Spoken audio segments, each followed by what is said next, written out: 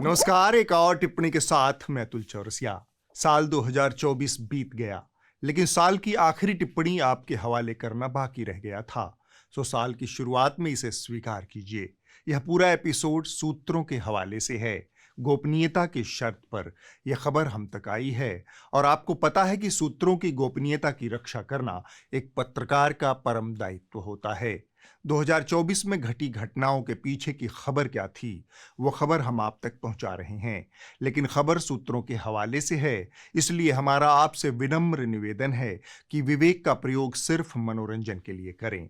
खबर और उसके तथ्यों के लिए कतई न करें, वरना निराशा हाथ लगेगी। इन खबरों में व्यक्त विचार, इस्तेमाल हुए तथ्य और संदर्भ सिर्फ सूत्रों के हवाले से हैं। मेरा और न्यूज़ लॉन्ड्री का उनसे कुछ लेना देना नहीं है। अतः यदि आपको इन खबरों से कोई भी दिक्कत हो तो उस दिक्कत को संभाल कर रखिए, क्योंकि खबर सूत्रों के हवाले से है और सूत्रों की गोपनीयता बनाए रखना इस एपिसोड का एकमात्र लक्ष्य है। तो पेश है नए साल के मौके पर गए साल की खबरें सूत्रों के हवाले से। हाँ भाई, नया साल आ गया, टीआरपीज नहीं आई। कुछ है आइडिया, कुछ धमाकेदार मसालेदार? सर, पिछले एक दशक से साल दर साल महंगाई बढ़ते जा रही है। दिखाते हैं इस साल और कितनी बढ़ती है। यार महंगाई है, बढ़ेगी, घटेगी तो नहीं ना? सही कह रहे हैं। पेपर लीक दिखाते हैं, स्टूडेंट्स का मुद्दा है, खूब चलेगा। बुरा हो गए हो क्या? मरवाओगे, चैनल भी बंद कराओगे?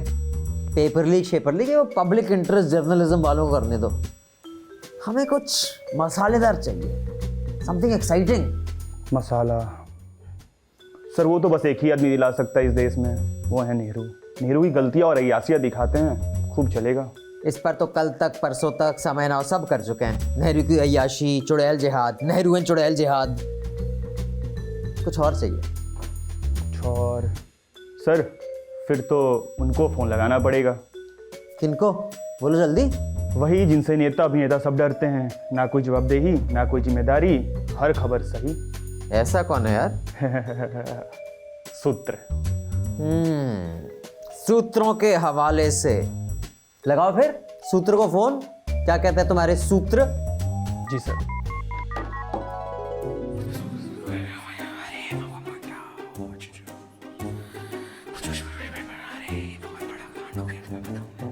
अच्छा, महुआ, केजरीवाल, अरे क्या बात कर रहे हो? सेंटियागो मार्टिन, अरे क्या बात कर रहे हो? लॉरेंस बिश्नोई, अमित शाह, योगी, अच्छा अंबानी। क्या बात है, अब आएगा मजा। कल तक परसों तक सबको पीछे छोड़ देंगे, टीआरपी के झंडे गाड़ेंगे, झंडे। सूत्रों के हवाले से हमें पता चला है कि lottery king rain and Martin के ऊपर ईडी के छापे पड़ने के बाद दिल्ली की सत्ता के कुछ गलियारों में मातम का माहौल है। लॉटरी किंग सैंटियागो मार्टिन के कई ठिकानों पर ईडी का छापा। 1300 करोड़ का दिया था चुनावी चंदा।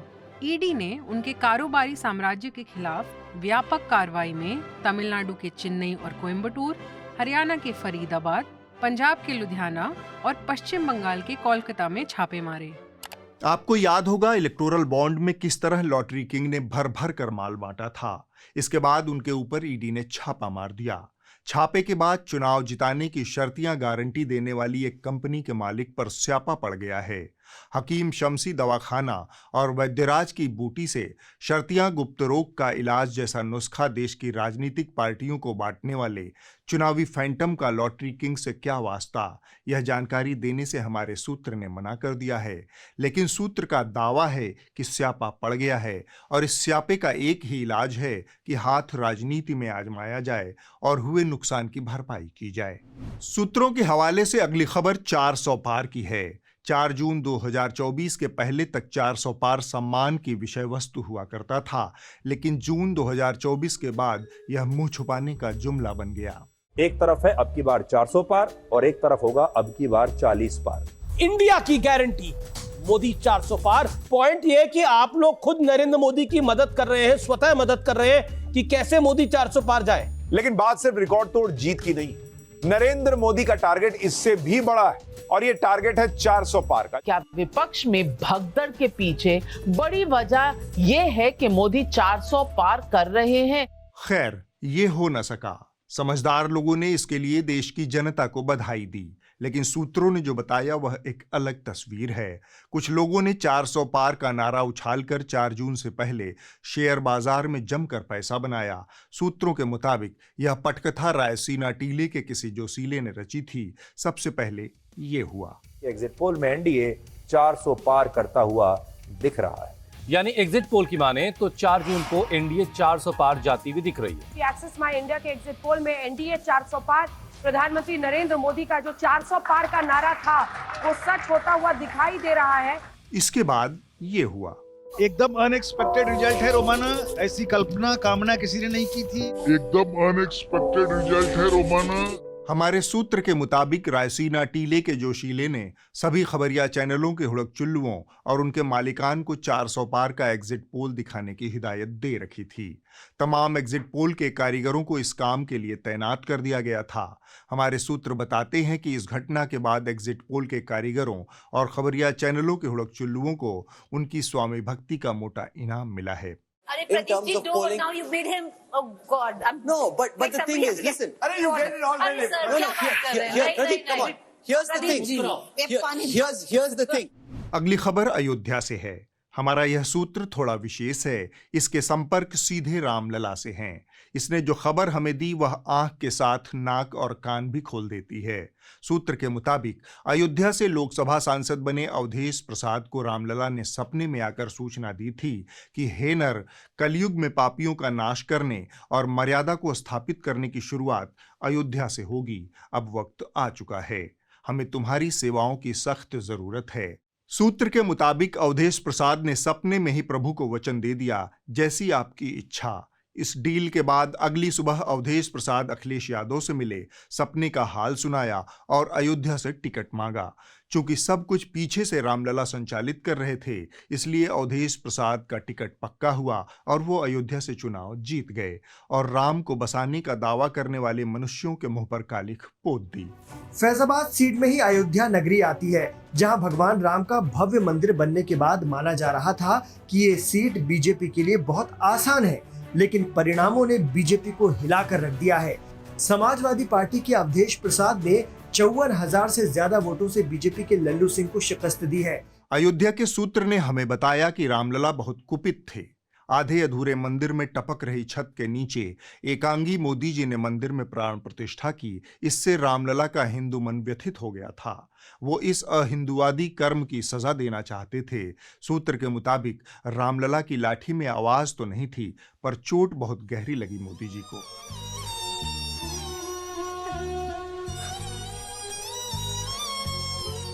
अगली खबर सूत्र ने लखनऊ से भेजी है। सूत्र के मुताबिक मुख्यमंत्री योगी जी और गृह मंत्री अमित शाह के बीच लोकसभा चुनाव से पहले बंद कमरे में दंगल हुआ। इसके बाद लोकसभा के चुनाव हुए। चुनाव के नतीजों के बाद एक बार फिर से दोनों के बीच बंद कमरे में तलवारबाजी हुई। इस बार लोकसभा चुनाव में बीजेपी को सबसे बड़ा झटका उत्तर प्रदेश से लगा है। नतीजों के दिन उत्तर प्रदेश बिल्कुल अलग तेवर में दिखा और बीजेपी केवल 33 सीटें ही जीत पाई। बीजेपी की रणनीति पर अखिलेश यादव भारी पड़े और समाजवादी पार्टी ने 37 सीटों पर जीत हासिल की। हमारे सूत्र के मुताबिक मीडिया को इस खबर से दूर रहने की हिदायत दी गई थी, लेकिन हमारा सूत्र थोड़ा विशेष है। उसने जो खबर दी उसके मुताबिक उत्तर प्रदेश की लोकसभा सीटों पर अमित शाह ने मनमाने तरीके से टिकट बांटे थे।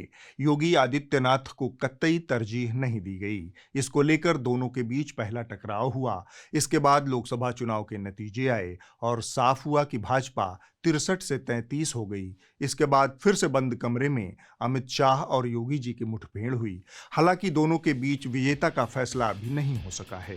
लोकसभा चुनाव 2024 में बीजेपी के खराब प्रदर्शन के बाद अब उपचुनाव में बीजेपी पूरी ताकत झोंकना चाहती है। यूपी में विधानसभा उपचुनाव की तैयारियों को लेकर यह बैठक होगी। यूपी में 10 विधानसभा सीटों पर उपचुनाव होने हैं। हमारे सूत्र ने बताया है कि यह लड़ाई अंदर ही अंदर सुलग रही है।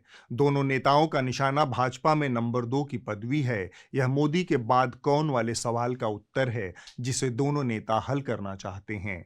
सूत्र के मुताबिक फिलहाल दोनों तलवारें म्यान में हैं, लेकिन 2027 के पहले एक बार फिर से ये बाहर निकलेंगी और तब अंतिम रूप से नंबर 2 का फैसला होगा। क्या करते हो चूतिया पन्ने का। सूत्रों के हवाले से अगली खबर लॉरेंस बिश्नोई की है।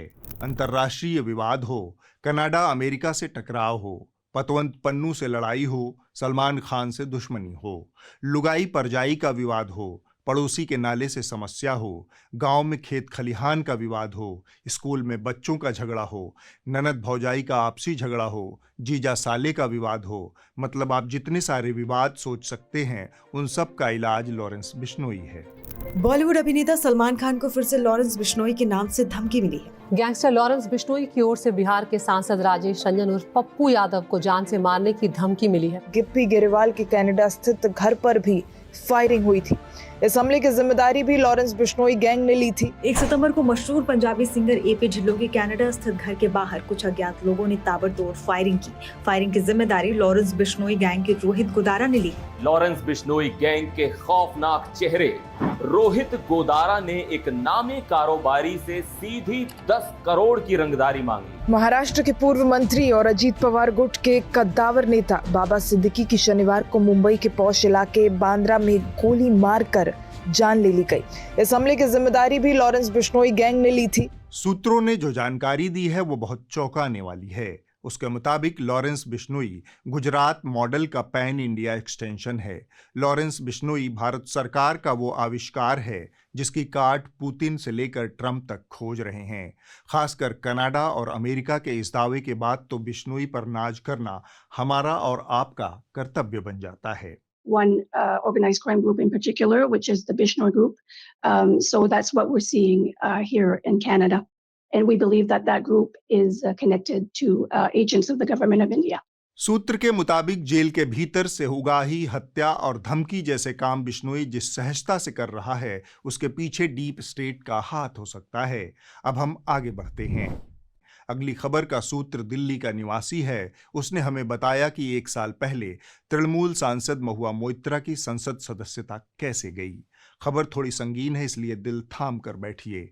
महुआ और उनके एक मित्र का दिल एक ही कुत्ते पर आ गया था। दोनों इसकी कस्टडी को लेकर आपस में भिड़ गए थे। सूत्र बताते हैं कि हमेशा 2 बिल्लियों की लड़ाई में रोटी बंदर ले जाता है। इस मामले में भी कुछ वैसा ही हुआ। एक बार कुत्ते की लड़ाई सतह पर आई तो फायदा सत्ताधारी दुबे जी ने उठाया। वो ईमेल आईडी और पासवर्ड उन्होंने दुबई में अपने किसी बिजनेसमैन दोस्त को दिया। उन्होंने अपनी प्रेस कॉन्फ्रेंस में खुद ही इस चीज को स्वीकार कर लिया कि हाँ हमने दिया।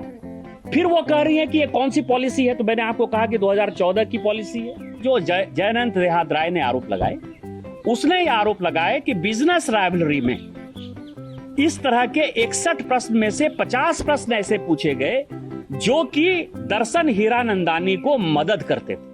इस मामले में हमारा सूत्र बहुत अंदर घुसा हुआ है। उसने हमें बताया कि जैसे ही इस मामले में दुबे जी की एंट्री हुई उसी समय यह तय हो गया था कि अब महुआ जी संकट में हैं, क्योंकि जिस व्यापारी दोस्त के ऊपर महुआ जी ने आंख बंद कर यकीन किया था उस व्यापारी मित्र ने दुबे जी की सत्ता के आगे समर्पण कर दिया और महुआ पर कई संगीन आरोप जड़ दिए। सालों की दोस्ती का ख्याल भी नहीं रखा। खैर, असली खबर कुत्ते की है। सूत्रों के मुताबिक अब कुत्ता महुआ के हाथ से निकल चुका है। कुत्ता जिसका नाम है हेनरी अष्टम द किंग ऑफ इंग्लैंड। अगली खबर नागपुरिया सूत्रों से है। सूत्र के मुताबिक इन दिनों मोहन भागवत काफी आहत हैं। उनके आहत होने की वजह उनके अपनों से मिली हिकारत है। भागवत जी ने कुछ दिन पहले सबको समझाइश दी थी कि हर मस्जिद के नीचे शिवलिंग खोजना ठीक बात नहीं। हर मस्जिद में शिवलिंग क्यों देखना? तो भाई वो भी एक पूजा है, ठीक है, बाहर से आई है, लेकिन जिन्होंने अपनाई है वो मुसलमान, वो बाहर से संबंध नहीं रखते, ये उनको भी समझना चाहिए। इसके बाद भाजपा के छुटभैये नेता ईंट पत्थर लेकर भागवत जी से बगावत कर बैठे। भागवत जी, आपने मुझसे सार्वजनिक तौर पर कहा था कि संघ ने हिंदुओं का ठेका ले रखा है क्या? आपसे आग्रह है कि आप केवल अपनी बात करें। हिंदुओं को कौन से मंदिर की बात उठानी है, किसकी नहीं, उस पर ना बोलें। आरएसएस प्रमुख मोहन भागवत जी, आपका सेक्युलर चेहरा हमको नहीं चाहिए। कृपया आप रिटायर हो जाएं और किसी काबिल आदमी को अपनी सीट दें। मोहन भागवत, लड़ना सीख। आपको गलत लग रहा है तो गद्दी छोड़ दीजिए आरएसएस की। If RSS has any credibility left, then it should kick out Mohan Bhagwat. Mohan Bhagwat को अब मंदिर ढूंढने से भी समस्या हो रही है। इनसे लाख गुना बेहतर तो हिंदू हृदय सम्राट योगी आदित्यनाथ हैं। इतना ही नहीं, जिसको उंगली पकड़कर संघ ने चलना सिखाया, उसने भी पलटकर भागवत जी को आंखें दिखा दी। संघ समर्पित पत्रिका ऑर्गेनाइजर ने भागवत जी के विचारों को अपने संपादकीय में खारिज कर दिया। संघ से जुड़ी पत्रिका ऑर्गेनाइजर के ताजा संपादकीय में कहा गया है कि विवादित स्थलों और पुराने स्ट्रक्चर का सही इतिहास जानना सभ्यतागत न्याय के लिए बेहद जरूरी है। सूत्रों का कहना है कि यह सब लोक कल्याण मार्ग के इशारे पर हो रहा है, क्योंकि लोकसभा चुनाव के नतीजों के बाद से ही संघ और भाजपा के रिश्तों में कड़वाहट आ गई थी। दूसरी तरफ आरएसएस मोदी के बाद वाली भाजपा पर प्लान बनाना शुरू कर चुकी है। इससे भी दिल्ली दरबार में थोड़ी हलचल है। सूत्र के मुताबिक आग दोनों तरफ बराबर लगी है। नतीजों का इंतजार सबको करना होगा। सूत्रों के हवाले से अगली खबर भी दिल्ली दरबार से ही है, लेकिन यह खबर अरविंद केजरीवाल की आम आदमी पार्टी से है। सूत्र के मुताबिक लंबे समय तक आम आदमी पार्टी की पूरी शीर्ष लीडरशिप जेल में रहने के बाद अब जेल से बाहर है। सूत्र ने इसकी एक वजह लोकसभा चुनाव के नतीजों को बताया, लेकिन सूत्र के मुताबिक जो दूसरी वजह है वो ज्यादा बड़ी वजह है। अरविंद केजरीवाल की रिहाई कांग्रेस को कमजोर करने के लिए हुई है। यह केजरीवाल और अमित शाह की डील का नतीजा है। ऐसा लगता है कि हमारा सूत्र खबरों से ज्यादा कॉन्स्पिरेसी थियरी में यकीन रखता है, लेकिन चर्चा दिल्ली की फिजाओं में है, इसलिए इसे सुने जरूर। पहले कांग्रेस ने क्या कहा वह देखिए। प्रदेश युवक कांग्रेस के अध्यक्ष एडवोकेट अक्षय लाखड़ा ने 25 दिसंबर को आम आदमी पार्टी के संयोजक अरविंद केजरीवाल और पार्टी से जुड़े अन्य सदस्यों पर गंभीर आरोप लगाते हुए उनके खिलाफ एफआईआर दर्ज करने की मांग की है और इस संबंध में उन्होंने संसद मार्ग थाने में शिकायत की है। अक्षय लाखड़ा ने आरोप लगाया कि आम आदमी पार्टी ने मुख्यमंत्री महिला सम्मान योजना के नाम पर दिल्ली की जनता को गुमराह किया है। और जवाब में आपने जो किया वह भी देखिए। इंडिया गठबंधन को लेकर बड़ी खबर आ रही है। कांग्रेस को लेकर आम आदमी पार्टी नेता जो है वो बेहद नाराज है। गठबंधन से कांग्रेस को बाहर करने की रणनीति जो है वो यहाँ पर बनाई जा रही है। आम आदमी पार्टी जो है वो ये प्लान बना रही है कि इंडिया गठबंधन से कांग्रेस पार्टी को बाहर किया जाए। सूत्र इस बात से मुतमईन है कि अरविंद केजरीवाल भाजपा के इशारे पर सब कुछ कर रहे हैं, लेकिन एक तीसरी थियरी यह भी चल रही है कि आप और कांग्रेस आपस में लड़कर यह संदेश देना चाहते हैं कि भाजपा दिल्ली की लड़ाई में कहीं है ही नहीं, सारा मामला आप और कांग्रेस के बीच है। खैर, हम अपनी अगली खबर पर बढ़ते हैं। यह सूत्र मुंबई वासी है। पिछले 1.5 सालों से यह अंबानी की शादी में दीवाना बना हुआ था। इस सूत्र की कहानियां जानने से पहले आपको अनंत अंबानी की साल भर चली शादी को रिविजिट करना होगा।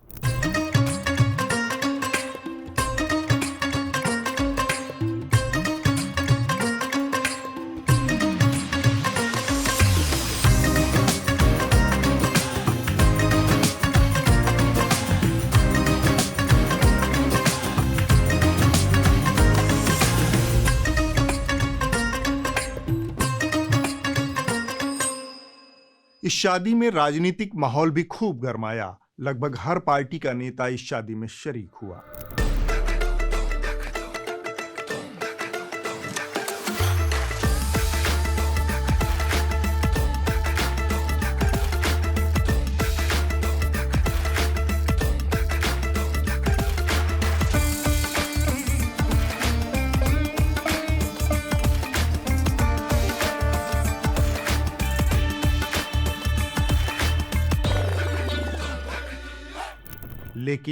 लेकिन इस शादी में गांधी परिवार कहीं नजर नहीं आया। यहां पर हमारे मुंबईया सूत्र ने अपना काम बखूबी निभाया। उसके मुताबिक आधी रात को जब शादी की रस्में निपट चुकी थी, मेहमान खाना खाकर घर जा चुके थे, तब चुपके से राहुल गांधी, प्रियंका गांधी, सोनिया गांधी, मैं बाल बच्चे अंबानी के महल एंटीलिया में नवदंपति को आशीर्वाद देने पहुंचे। इसके बाद वो नीम अंधेरे ही वापस दिल्ली लौट आए। किसी को खबर तक न हुई। बकौल सूत्र यह उसका इस साल का सबसे बड़ा स्कूप था जो उसे पुलित्जर पुरस्कार दिला सकता था, लेकिन वह चूक गया क्योंकि समय रहते किसी भी मीडिया संस्थान ने उसकी खबर को तवज्जो नहीं दिया। यही वो सूत्र है जिसने राहुल गांधी की शादी की खबर भी हमको, आपको पूरे देश को दी थी, जिसे इन एंकर टाइप लोगों ने धड़ल्ले से आप तक पहुंचाया था। कांग्रेस सूत्रों की माने तो राहुल गांधी की घर शादी की तैयारी भी शुरू हो चुकी है और इस साल नवंबर दिसंबर के अंत तक राहुल के सर पर सेहरा बांध ही दिया जाएगा। और दोनों की उम्र में जो गैप है वो 10 वर्ष का है। अभी तक इन्होंने भी शादी नहीं की है और अभी तक इन्होंने भी शादी नहीं की है। ये कौन है, किसकी बेटी है, कब कब इन लोगों की मुलाकात हुई, आगे बताऊंगा, सब्र रखिएगा। ये पहली फोटो आई थी 2020 के करीब जब कोरोना का समय चल रहा था। दूसरी तस्वीर तब नजर आई थी जब भारत जोड़ो यात्रा पर निकले थे राहुल गांधी। राहुल गांधी का हाथों में हाथ था और मुस्कुराता हुआ चेहरा था, पीछे ब्लैक कमांडो थे, आगे घेरा था। यहाँ अवधेश प्रसाद बड़े ध्यान से देख रहे हैं और अखिलेश यादव बड़े ध्यान से देख रहे हैं कि राहुल गांधी इतने लोग शपथ ग्रहण करके गए, किसी से हाथ नहीं मिलाए, इनसे क्यों मिला रहे हैं। अब आप समझ सकते हैं कि हमारे सूत्र कितने पक्के हैं। इनकी पहचान हम जाहिर नहीं कर सकते, इसलिए इतने से ही काम चलाइए। अब हम भी सूत्रों और शादियों के मौसम से बाहर निकलते हैं।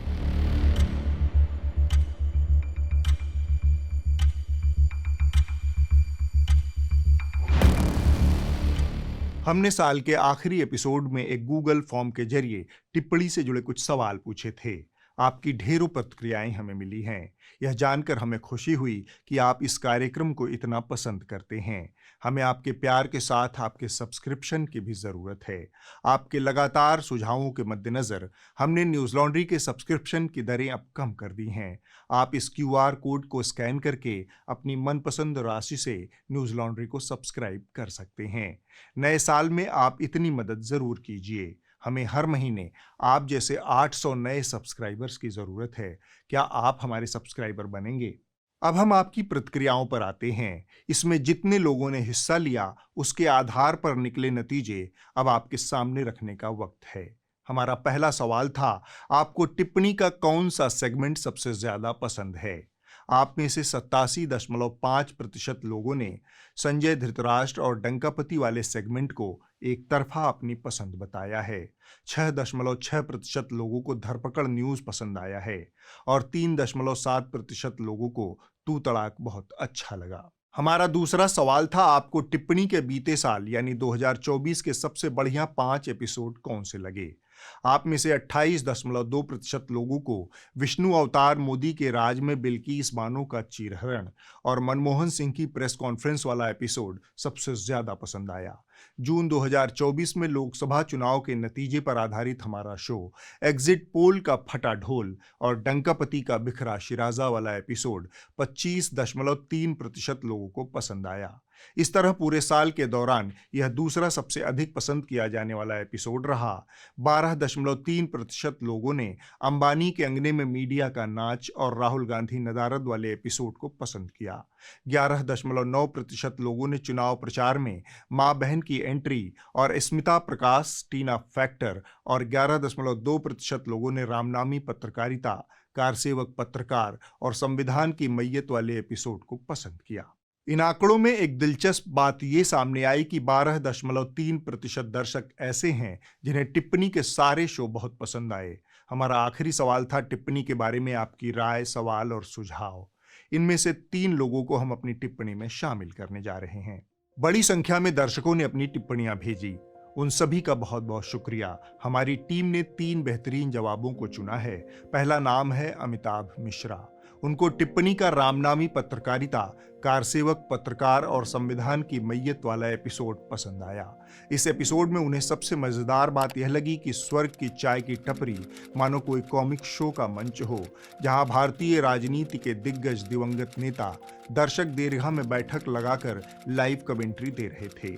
यह कल्पना किसी फिल्मी सेटअप जैसी है। नेहरू और राजेंद्र बाबू चिंतित दिखते हैं, जैसे कोई पुरानी ब्लैक एंड व्हाइट फिल्म में गंभीर किरदार।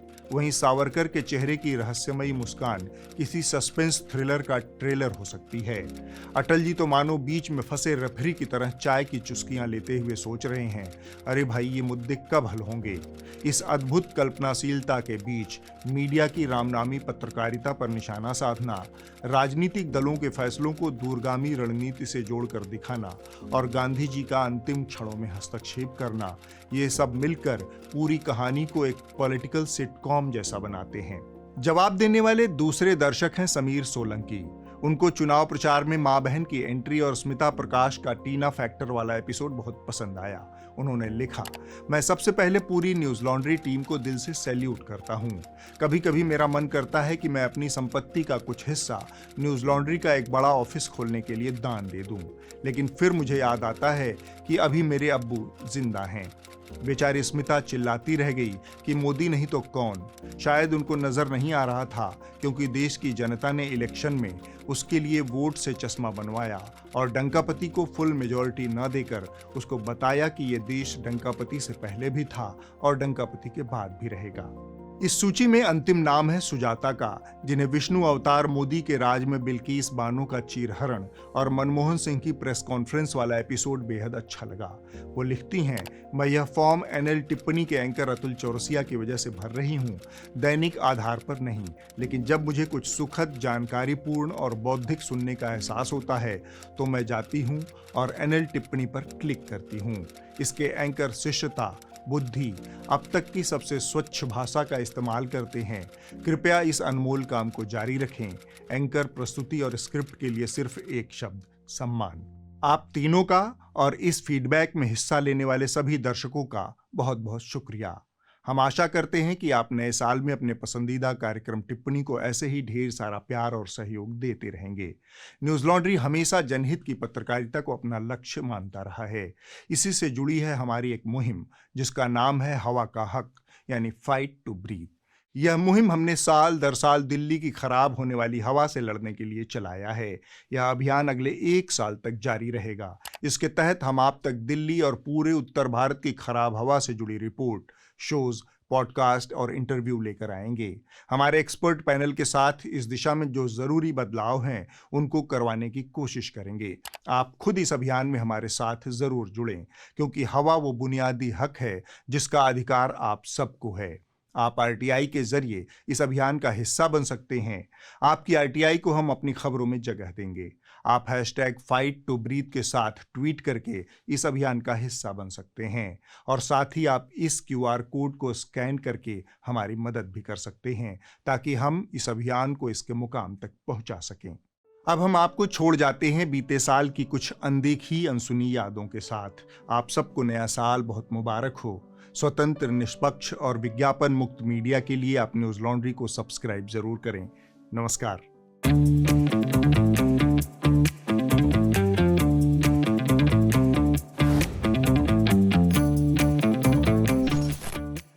Sound rolling, camera rolling.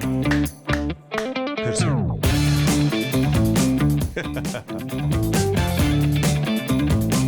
शुरू करा जाए। सूत्र के मुताबिक मुख्यमंत्री योगी जी और फिर से धनखड़ जी सेक्सरिया रामगढ़िया भेलपुरिया कर दूं।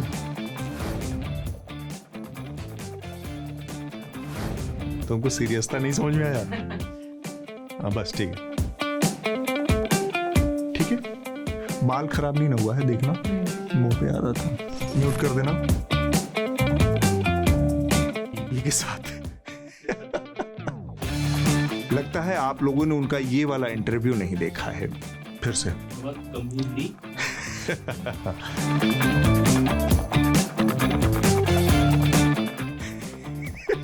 थोड़ा सा नीचे करोगे। आर्थिक प्रगति, पर्यावरण, सार्वजनिक स्वास्थ्य आदि जैसी आदि चीजें राष्ट्र की श्रम में फिर से सत्य निष्ठा क्या लाइन बनाते हैं, पढ़ना भी मुश्किल है। पूरा पैराग्राफ फिर से करते हैं ना। संजय ने कहा, वाजिब फरमाया महाराज। मेरी आंख कमजोर हो रही है, ये ज्यादा दूर है, मुझे थोड़ा सा ब्लरी या छोटा दिख रहा है। यार कुछ उड़ रहा है क्या यहाँ पे? मेरी नाक में बार-बार बहुत इरिटेशन हो रहा है। पड़ोसी के नाले से समस्या हो, खेत में। कहने का मतलब जूते में दाल बट रही है और सूबे का नाम है गुजरात। हाँ तो एक दिन पहले 19 नवंबर ना, मतदान से एक दिन पहले की बात है। तो वही तो कल क्लियर किया दोबारा से, 19 कर दिया ना मैंने, उसमें लिखा 20 से। कल फिर से एक बार कर लेगा, कंफ्यूजन है। महुआ और उनके एक मित्र का दिल एक ही कुत्ते पर आ गया था। इसका भी दिल हमारे ऊपर आ गया।